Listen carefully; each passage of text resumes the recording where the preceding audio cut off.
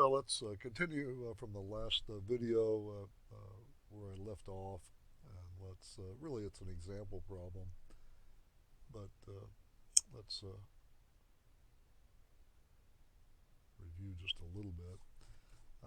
The units of power, and remember power is the formula P equals I times V. Is an easy way to get the units of power is the units of current times the units of potential difference. And of course, current is in amperes, which are coulombs per second, and voltage is in volts, which is a joule per coulomb. The coulombs will cancel and we get joule per second.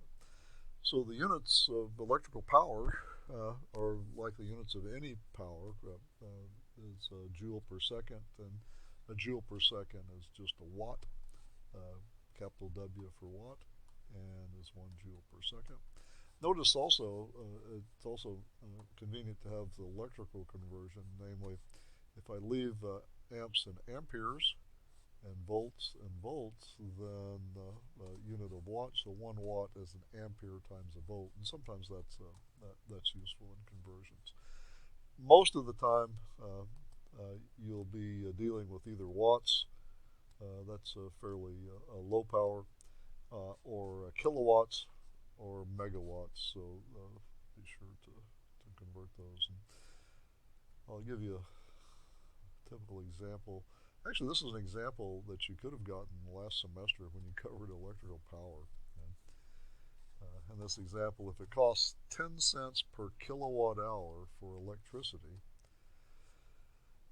how much does it cost to run a 100-watt light bulb and a porch light continuously for 1 month, which I'm going to take as 30 days. And that sounds like an electrical problem, but really it's just a matter of energy. And what I can do is just to note that power is the energy used over the time. And so if you rearrange this, delta E, the energy used, is just the power delivered times the total time it was delivered in. In this case, we've got 100 watts, we've got 30 days, and we could certainly convert that to down to the metric units, although it's almost never done. For instance, 30 days, I know there's 24 hours in 1 day, and in 1 hour there's 3,600 seconds. So the days will cancel, the hours cancel, and then the watt is a joule per second, and so the second will cancel, and I get 2.6 times 10 to the 8th joules. But instead, what people usually do is they don't go take that down. They simply leave watts as watts. They would convert days into number of hours, so if you do that, you would get 30 times 24 hours, and they don't do this conversion, so they simply do it. And 30 times 30 times 24 times 100 gives me 7,200, and I leave the watts, and I've got hours here, and so that's watts.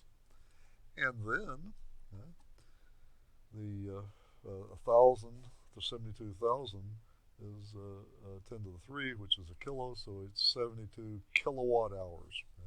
So very, very often, particularly electrical companies, they will express the energy that you use in your monthly electric bill as a number of kilowatt hours that you use. So that's not at all uncommon around the world, actually. The cost here now is just really the cost. We know the cost of each kilowatt hour, and we know the number of kilowatt hours used, and so simply multiply those two. The kilowatt hours go out, and we get $7.20. Incidentally, that 0.1 cents, about 10 cents per kilowatt hour, is a fairly typical cost for electricity in this part of the country. So it depends a little bit on the time of year, but basically that's a